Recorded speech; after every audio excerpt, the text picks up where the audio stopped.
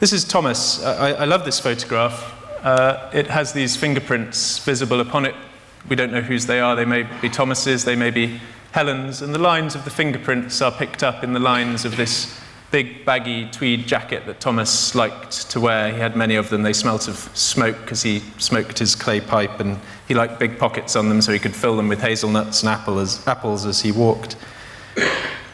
If you know of Thomas, you probably know of him as a First World War poet, and you probably know of him as the author of such often anthologized and nationally favored poems as the Team's Head Brass, or probably most famously Adlestrop. Yes, I remember Adlestrop. Well, lots of people do, nearly a century on from its writing. And Thomas, really because of that one poem, has been remembered as a quiet pastoralist, as an elegist for an old England that was dying even as he wrote in the years running up to the war. If you go to the British Library exhibition, in fact, Wastelands to Wonderlands, which some of you will have done, you'll find Thomas in the Rural Dreams room, which seems emblematic of the way he's largely remembered. There's a first early draft of Adlestrop there. A rural dreamer. He wasn't. He was many things, and rarely, if ever, that. He was a novelist, he was a memoirist, he was a short storyist, he was a biographer, he was a travel writer, he was a truly great nature writer. He was a walker, he was a depressive, he was a passionate friend, an often poor husband, a brilliant but also cruel parent to his children, and he was profoundly modern, very long before his time. Some of you will know the story of his coming to poetry. He came very late in his life, urged into it by his friend, the American poet Robert Frost, and he wrote very fast. He wrote around 140 poems in just over 2 years. He started in December 1914 and he stopped early in 1917. And these really were poems that changed the course of English language poetry, and their branch lines are still being followed. Ted Hughes famously said at one point, Edward Thomas is father of us all.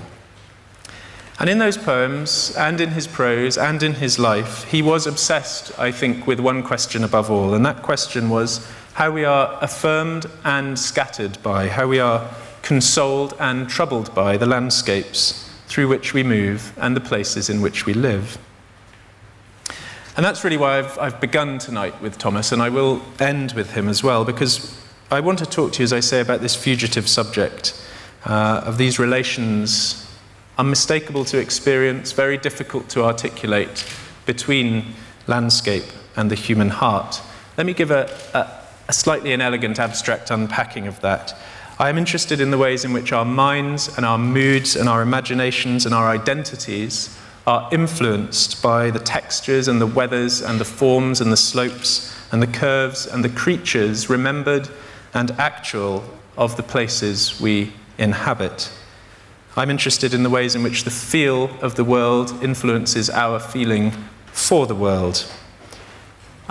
These are abstract matters, as I know, so I'll try to illustrate them rather than subject them to exegesis. But one way to illustrate them is with Thomas, because his life and work provide us with a means of exploring some of these ideas. He was born in 1878, as you can see, to Welsh parents in London, and that Anglo-Welsh identity never really left him. And from a very young age, he was a walker and a writer and a wayfarer and a noticer, and he was particularly fascinated by paths and by those who had followed them and by the places through which they ran. And he possessed, Keats has this lovely phrase, I'm always quoting it, but I will do again tonight. Keats writes about possessing a pair of patient sublunary legs, and Thomas had those too. They carried him over literally thousands of miles of old tracks.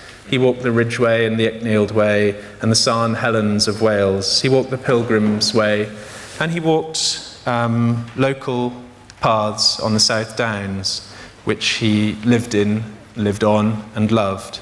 He had incredible stamina. He could walk 30 miles in a day, no problem. He could walk 40 miles in a day feasibly and probably do it for 2 or 3 days on the trot. He's not quite up to Richard Long standards.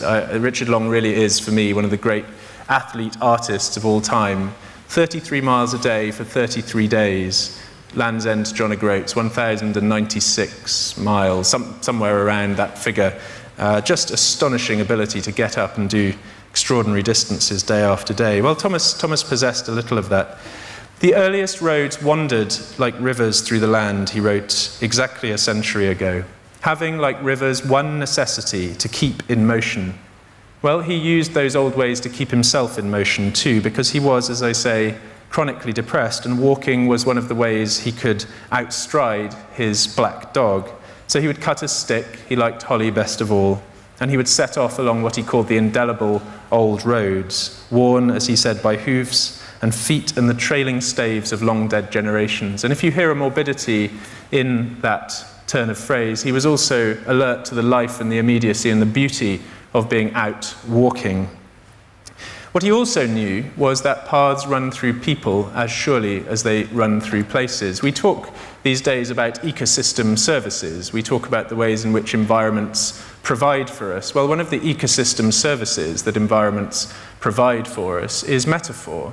Landscape gives us ways of figuring ourselves to ourselves. And for Thomas, that provision of metaphor was absolutely vital to his sense of self-understanding. So paths connected real locations, but they also led inwards to the self. And he really began to figure his own spirit, if you like, his own inner landscape, perhaps, in topographic terms. He talked about possessing paths and corners and junctions and valleys and woods, and his poems and his prose are filled with landscapes, psychological landscapes. So he internalized the features of the landscapes that he lived in and loved, and he used them to map out his melancholy and his hopes.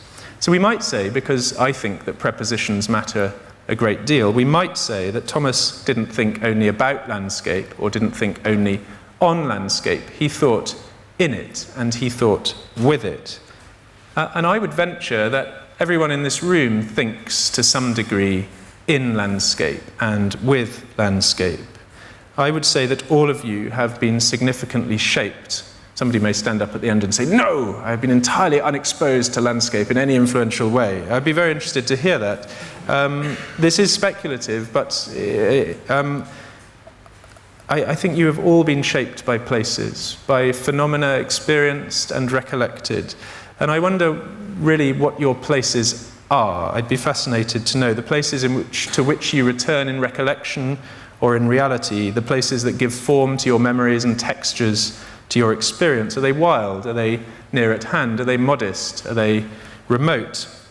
Are they Scottish bays or Cumbrian valleys or Welsh peninsulas or an English field corner, a turn in the path in the park, a scrap of woodland on a city fringe, or maybe just the patch of sky that you look up to during your lunch hour because the birds fly across it? Are they gardens? Are they copses? Are they moors? Are they tors? Are they remote glens or snow-covered summits? I don't know, but I suspect that regardless of their type, you will have one or several or probably many. And there's an American writer called Barry Lopez whose work has been a huge influence on mine, and he puts it beautifully. He says, "We are all shaped by the sound of wind, the slant of sunlight, by streams of scent flowing faint or sharp in the larger ocean of air." Well, I agree with Lopez. I think we are porous to the world.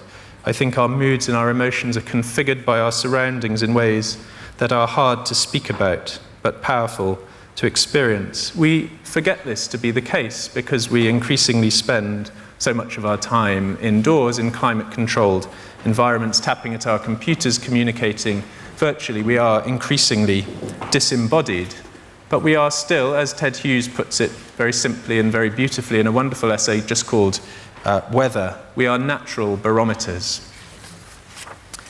Well, it was ideas such as these that I wanted to explore when I started to begin work on the old ways, the book out of which this evening's lecture emerges.